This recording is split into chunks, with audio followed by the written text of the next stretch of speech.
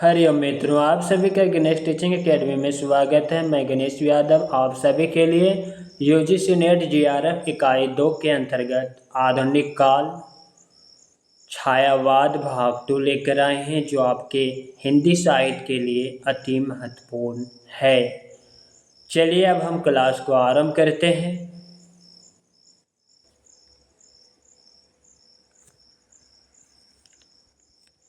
चलिए आज की क्लास में हम सूर्यकांत त्रिपाठी निराला जी के बारे में देखते हैं। निराला जी का जन्म 1899 ईस्वी, जन्म स्थान महिषादल, राज्य बंगाल, निवास गढ़कोला बंगाल, मृत्युकाल 1961 ईस्वी। पिता राम सहाय त्रिपाठी, पत्नी मनोरमा देवी, पुत्री सरोज, बचपन का नाम सूर्य कुमार, दर्शन आदित्यवाद। निराला की प्रमुख रचनाएं को देखते हैं।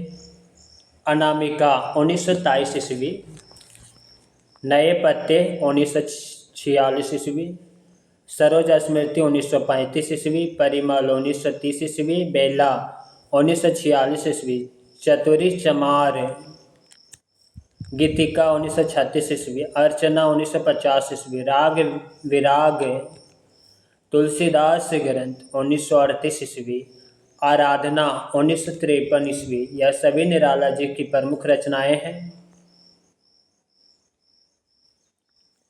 गरम पकौड़ी, अनिमा 1943 ईस्वी, गीत गूंज 1954 ईस्वी, रानी और काने, कुकुरमुत्ता 1948 ईस्वी।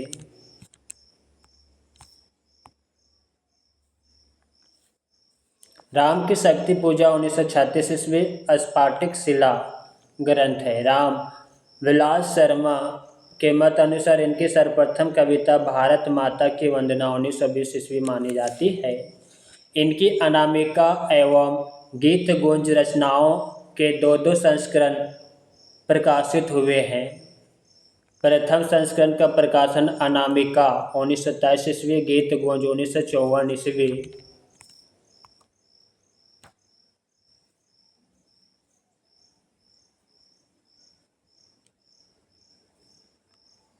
द्वितीय संस्करण का प्रकाशन वर्ष अनामिका का 1938 ईस्वी और गीतगुंज का 1959 ईस्वी। निराला का प्रथम काव्य संग्रह अनामिका 1927 ईस्वी एवं अंतिम काव्य संग्रह संध्या काकली 1969 ईस्वी, जो इनके मरण उपरांत प्रकाशित हुआ। तीसरा अनामिका एवं परिमल कविता संग्रह में इनकी प्राकृतिक प्रेम, सौंदर्य चित्रण एवं रहस्यवाद संबंधी कविताओं का संकलित किया गया है।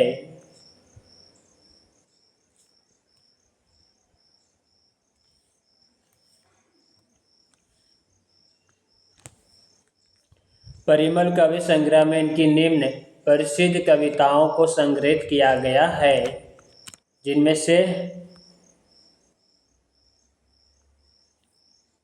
पहला जूही की कली, दूसरा संध्या सुंदरी, तीसरा बादल राग, तीसरा विधवा, चौथा भिक्षुक और पांचवा अधिवास है। पांचवा भिक्षुक, छठा अधिवास और सातवां पंचवटी प्रसंग। परिमल में छायावाद के साथ साथ प्रगतिवाद के तत्व भी विद्यमान है। जूही की कली कविता में प्रकृति के माध्यम से मानवीय वासनाओं की अभिव्यक्ति अत्यंत प्रभाव उत्पादक रूप में हुई है। विषय वस्तु की दृष्टि से इसके गीतों में निम्न 4 वर्गों में विभक्त किया जा सकता है।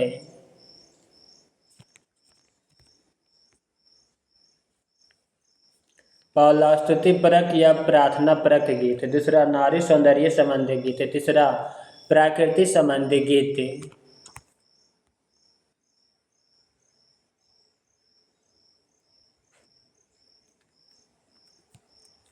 चौथा विचार प्रधान गीत। निराला की चौथी रचना तुलसीदास 1938 ईस्वी। यह निराला जी की श्रेष्ठ प्रबंधात्मक काव्य है। इसमें कवि ने गोस्वामी तुलसीदास के माध्यम से भारतीय परंपरा के गौरवशाली मूल्यों की प्रतिष्ठा का प्रयास किया है। इसमें तुलसीदास द्वारा अपनी पत्नी रत्नावली से मिलने वाले उसके पीहर नेहर चले जाने एवं पत्नी द्वारा फटकार लगाए जाने पर गृहस्थ जीवन को त्याग कर राम उपासना में लीन होने की घटना का वर्णन किया गया है। इसकी रचना के लेखन के कारण यह माना जाता है कि यह तुलसीदास को अपने सर्वप्रिय कवि मानते थे। पांचवी कविता सरोज स्मृति 1935 ईस्वी।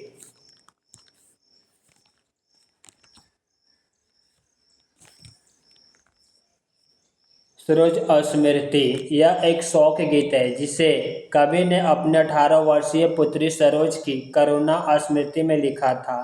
इसे हिंदी साहित्य संसार का सर्वाधिक प्रसिद्ध शोक गीत कहा जाता है। इसमें वात्सल्य एवं करुण दोनों रसों का अद्भुत सामंजस्य दृष्टिगोचर होता है।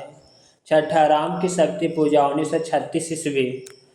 यह एक लघु प्रबंधात्मक काव्य है जिसमें निराला का ओज अपने पूर्ण शक्ति के साथ प्रस्फुटित हुआ है। इस रचना पर कृतिवास रामायण का प्रभाव दृष्टिगोचर होता है। यह शक्ति कवि जिजीविषा एवं राष्ट्रीय चेतना की कविता है। सातवां कुकुरमुत्ता 1942 ईस्वी। इसमें कवि ने पूंजीवादियों पर तीखा व्यंग्य किया है। इसमें कवि ने संस्कृत शब्दावलियों का प्रयोग नहीं करके उर्दू एवं अंग्रेजी के शब्दों का प्राचुर प्रयोग किया है। इसमें कवि ने सर्वहारा वर्ग की प्रशंसा और धनवानों की घोर निंदा की है। आठवां अणिमा। इसमें 3 प्रकार के गीत संग्रहित है। पहला भक्ति प्रधान, दूसरा विषाद मूलक, तीसरा विचार परक है।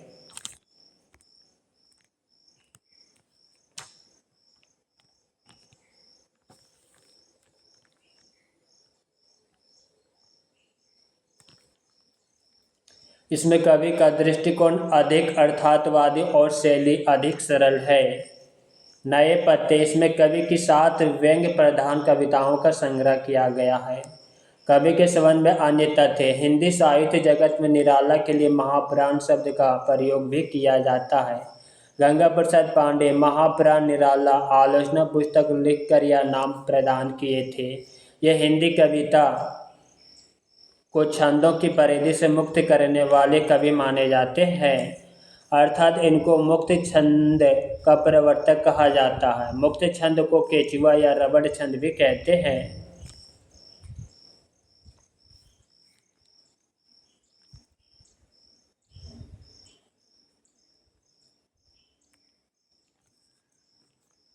इनको छायावाद, प्रगतिवाद, इन तीनों आंदोलनों का पथ प्रदर्शक भी कहा जाता है। ये छायावाद के रुद्र महेश माने जाते हैं।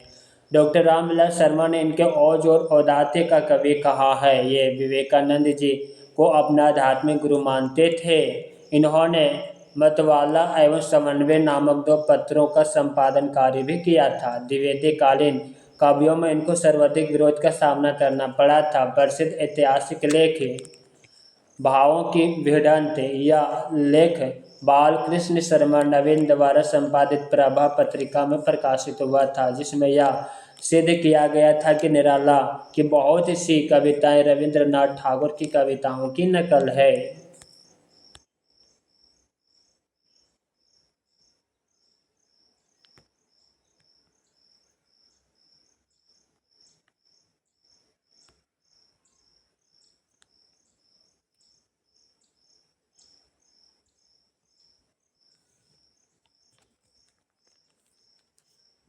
इस लेख ने तत्कालीन साहित्य जगत में हलचल मचा दी थी। रविवार को जन्म लेने के कारण सर्वप्रथम इसका मूल नाम सूर्य कुमार रखा गया था, जिसे सन 1917-18 में बदलकर इन्होंने सूर्यकांत कर दिया। निराला परिमल की भूमिका में लिखते हैं, मनुष्य की मुक्ति की तरह कविता की भी मुक्ति होती है। मनुष्य की मुक्ति कर्मों के बंधन से छुटकारा पाना और कविता की मुक्ति छंदों के शासन से अलग हो जाना। निराला ने कविता को हिंदी का जातीय छंद कहा है।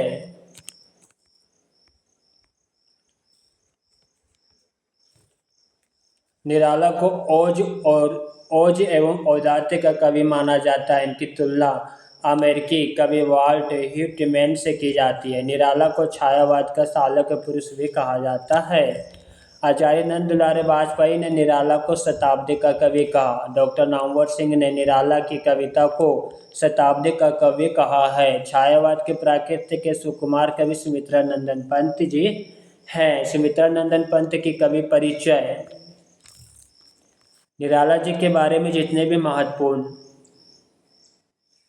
पॉइंट थे वह समाप्त हो चुके हैं। अब हम छायावाद के प्राकृतिक के सुकुमार कवि सुमित्रा नंदन पंत जी के बारे में देखेंगे। सबसे पहले हम इसके परिचय को देखते हैं। सुमित्रा नंदन पंत का जीवन काल 20 मई 1900 और मृत्यु इसका 28 दिसंबर 1977 ईस्वी है। पंत जी का जन्म स्थान ग्राम कौसानी उत्तराखंड, मृत्यु स्थान इलाहाबाद में। अन्य नाम गुसाई दत्त, राम अरनय अनोजे, दर्शन अरविंद दर्शन। उपाधि प्राकृतिक के सुकुमार कवि। छायावाद का प्रतिनिधि कवि आचार्य शुक्ल का कथन। छायावाद का प्रवर्तक नंद दुलारे वाजपेयी का कथन। छायावाद का विष्णु कृष्णदेव झारी का कथन। संवेदनशील इंद्रियां का बोध का कवि है। यह सभी उपाधि सुमित्रा नंदन पंत जी का है।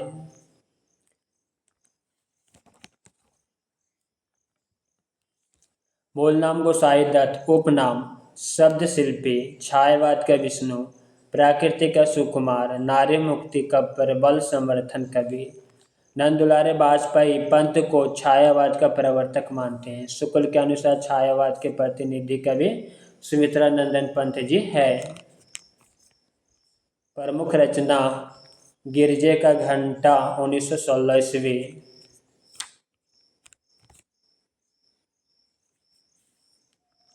अंतिम रचना लोकायतन 1964 ईस्वी। प्रथम छायावादी रचना उच्छ्वास। अंतिम छायावादी रचना गुंजन। छायावाद का अंत और प्रगतिवाद के उदय वाली रचना युगांत। गांधी और मार्क्सवाद से प्रभावित रचना युगवाणी। सौंदर्य बोध की रचना उत्तरा।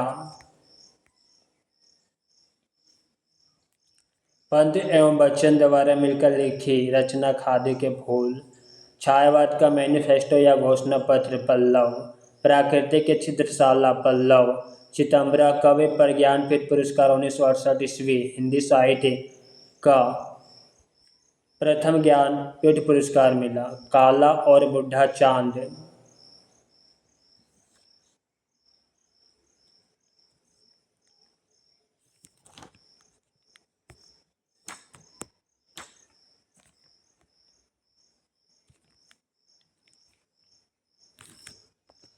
साहित्य अकादमी पुरस्कार 1960 ईस्वी। लोकायतन रचना पर मिला। सोवियत लैंड पुरस्कार सुमित्रा नंदन पंत को मिला है। इनकी छायावादी रचना उग्र बिना पल पर गूंजती या शॉर्ट ट्रिक है, इसे हम याद रख सकते हैं। उच्छ्वास 1920 ईस्वी। ग्रंथि 1920 ईस्वी। बीना 1927 ईस्वी। पल्लव 1928 ईस्वी। गुंजन 1932 ईस्वी।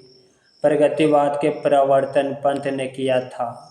प्रगतिवादी रचना युगवाणी, ग्राम्य, युगांत। पंत जी अरविंद दर्शन से प्रभावित हैं। अरविंद दर्शन से प्रभावित रचनाएं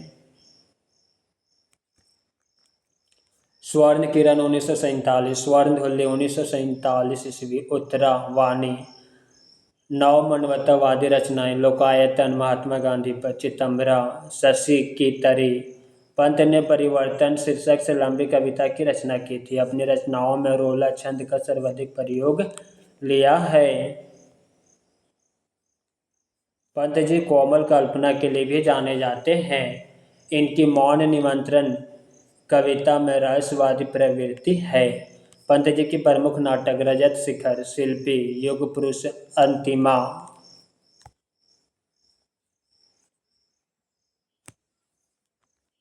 ज्योत्सना सत्यकाम। पंत द्वारा लिखित कहानी पानवाला।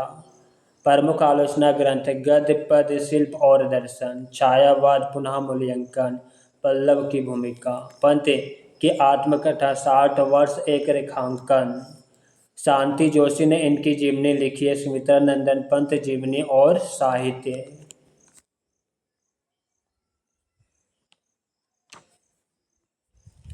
परिवर्तन। इस संग्रह की सबसे अधिक महत्वपूर्ण रचना काव्य वस्तु तथा संरचना में शायद यह पंत की सबसे अधिक जटिल और ग्रथिल रचना है। प्रसाद और निराला में जो अंत संघर्ष दिखाई पड़ता वह पंत की परिवर्तन कविता में भी है। पंत जटिल संरचना के कवि नहीं, किंतु जीवन की शकुंतला और परिवर्तन की द्वंद्वात्मकता ने इसके रूप विधान को जटिल और प्रभावशाली बना दिया है। इसमें छंदों का ही परिवर्तन नहीं है, लय भी बदलती गई है। भाषा में जगह जगह बदलाव, परिवर्तन, कवि की मानसिकता पर भी परिवर्तन है। पंत जी ने प्रकृति के जादूगरी जिस भाषा में अभिव्यक्त है उसे उन्होंने चित्र भाषा कहा है।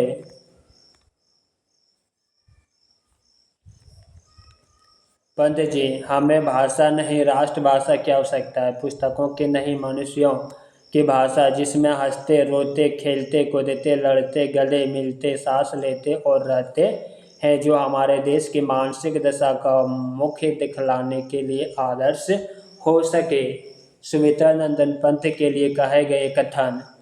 रामचंद्र शुक्ल का कथन। आदि छायावाद के नाम से एक वाद न चल गया होता तो पंत जो स्वच्छंदता की शुद्ध स्वाभाविक मार्ग पर ही चलते। रामचंद्र शुक्ल का कथन। पंत जी ही रहस्य भावना स्वाभाविक है, सांप्रदायिक नहीं।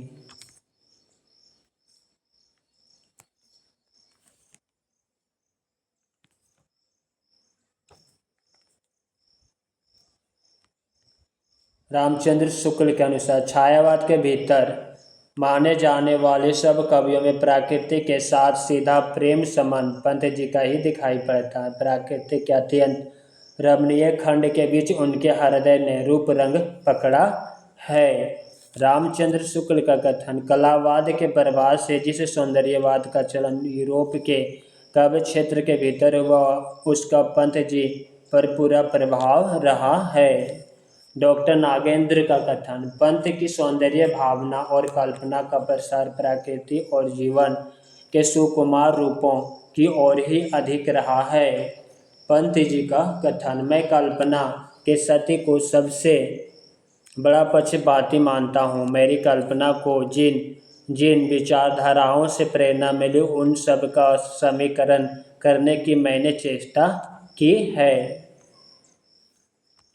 पंत जी का कथन। लेखक की कृतियों में विचार साम्य के बदले उनके मानसिक विकास की दिशा को अधिक महत्व देना चाहिए, क्योंकि लेखक एक सजीव अस्तित्व या चेतन है और वह भिन्न भिन्न समय पर अपने युग के स्पर्शों तथा संवेदनाओं से आंदोलित हो रहा है। अब हम महादेवी वर्मा के बारे में देखेंगे। महादेवी वर्मा का जन्म 1907, जन्मस्थान फारुखाबाद उत्तर प्रदेश, मृत्यु 1987 ईस्वी। प्रमुख रचना कवि संग्रह सबसे पहले हम देखेंगे। महादेवी वर्मा की कवि संग्रह में निहार 1930 ईस्वी, रश्मि 1932, निर्जा 1935, संध्या गीत 1936, दीपशिखा 1942, सप्तपर्णा 1960 ईस्वी। नेहा रानी शादी सप्ते। प्रसिद्ध गद्य रचनाएं महादेवी वर्मा की। स्मृति की रेखाएं, पथ के साथी, श्रृंखला की कड़ियाँ, अतीत के चलचित्र। अब हम कविता संग्रह देखते हैं। निर्जा 1934, संध्या गीत 1935, यामा 1940, दीपशिखा 1942, सप्तपर्णा 1960, अनुदित, संधिनी 1965, नील अंबरा 1983, आत्मिका 1983, दीप गीत 1983, प्रथम आयाम 1964, अग्नि रेखा 1990। सॉरी मित्रों, प्रथम आयाम 1984 ईस्वी, अग्नि रेखा 1990 ईस्वी। समेकित कवि संग्रह पालयामा 1940 ईस्वी में निहार, रश्मि, निर्जा और संध्या गीत सभी गीतों को एक जगह संकलित किया गया। पुरस्कार भाला इस यामा रचना के लिए इनको 1982 में भारतीय ज्ञानपीठ पुरस्कार एवं मंगला प्रसाद पारितोषिक पुरस्कार प्राप्त हुआ था। दूसरा, हालांकि उन्हें निर्जरा रचना के लिए शेक्सपियर पुरस्कार मिला था। विशेष तथ्य, महादेवी वर्मा को हिंदी की विशाल मंदिर की वीणा पानी कहा जाता है।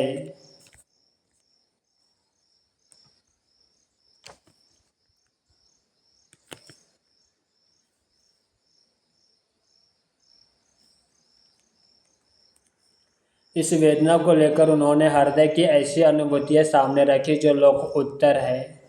कहाँ तक वे वास्तविक अनुभूतियाँ हैं और कहाँ तक अनुभूतियों की रमणीय कल्पना या नहीं कहा जा सकता है। महादेवी वर्मा के संदर्भ में यह कथन आचार्य रामचंद्र शुक्ल जी का है।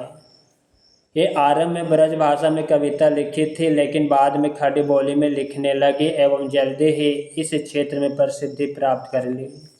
इन्होंने चांद नामक पत्रिका का संपादन कार्य किया था। हिंदी लेखकों की सहायतार्थ इन्होंने साहित्यकार संसद नामक एक ट्रस्ट संस्था की स्थापना भी की थी। इन्होंने वेदना की कवियत्री एवं आधुनिक युग की मीरा नाम से भी पुकारा जाता है। ये प्रयाग महिला विद्यापीठ की प्राचार्य रही है।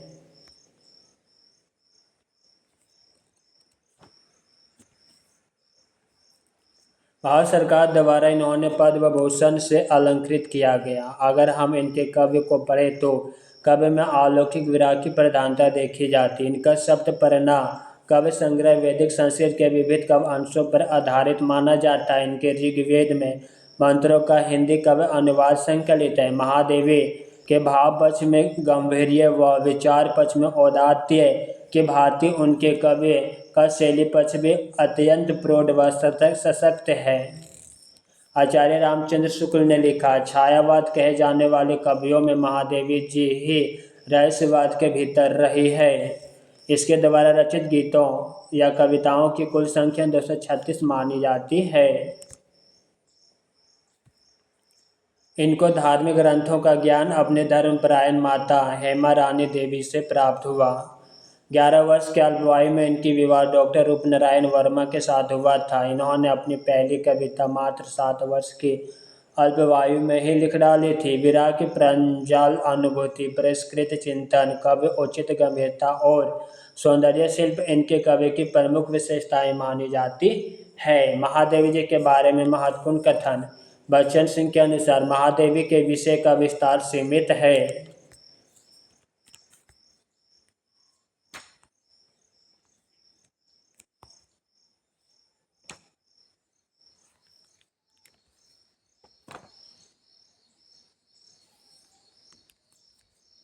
डॉक्टर नागेंद्र के अनुसार महादेवी के काव्य में हमें छायावाद का शुद्ध और अमिश्रित रूप मिलता है। इन्होंने छायावाद को पढ़ा ही नहीं, अनुभव किया है। डॉक्टर नागेंद्र के अनुसार सामायिक परिस्थितियों के अनुरोध कर सकने के कारण महादेवी वांछित शक्तियों का संचय नहीं कर पाई, फलतः एकांत अंतर्मुखी हो गई। इस प्रकार उनकी कविताओं में आविर्भाव और मानसिक दमन और अतृप्तियों का बहुत बड़ा योग है। सुधांशु ने लिखा है, महादेवी वर्मा ने अपनी सारी मनोभावनाओं को एक अप्राप्य आराध्य के उपलक्ष्य से अभिव्यक्त करने की चेष्टा की है। बच्चन सिंह के अनुसार महादेवी के गीत अपनी समस्त कलात्मकता के बावजूद उब पैदा करते हैं।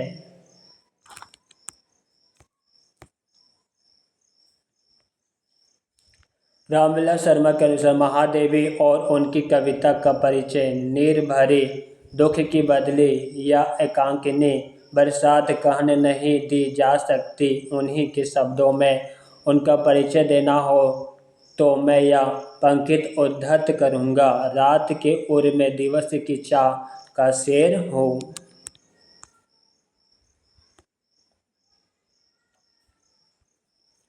शांति प्रिय द्विवेदी के अनुसार कविता में महादेवी आज भी वही है जहाँ कल थी, किंतु पंथ जहाँ कल थे वहाँ आज आगे की ओर बढ़ गए। आज उन्होंने युगवाणी दी है। समाजवाद की बाइबिल महादेवी ने छायावाद की गीता दी है।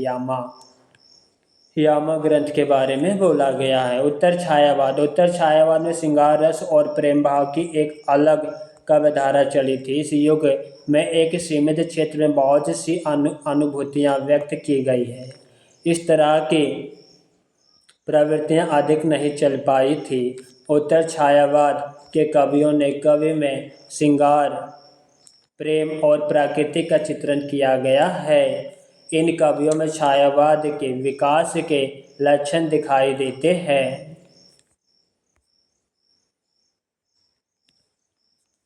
जैसे छायावादी काव्यधारा की त्रयी प्रसाद, पंत और निराला के रूप में जानी जाती है, वैसे ही उत्तर छायावादी काव्यधारा की त्रयी बच्चन, सुमन और अंचल के रूप में जाने जाती है। उत्तर छायावाद के प्रमुख कवि निम्नलिखित हैं, जिनमें हरिवंश राय बच्चन, गोपाल सिंह नेपाली, रामेश्वर शुक्ल, अंचल और चौथा हरिकृष्ण प्रेमी। मित्रों, आज की क्लास यहीं पे समाप्त करते हैं। नेक्स्ट क्लास में हम उत्तर छायावाद लेकर आ रहे हैं, जो आपके यूजीसी नेट जीआरएफ के लिए अति महत्वपूर्ण है। हरिओम।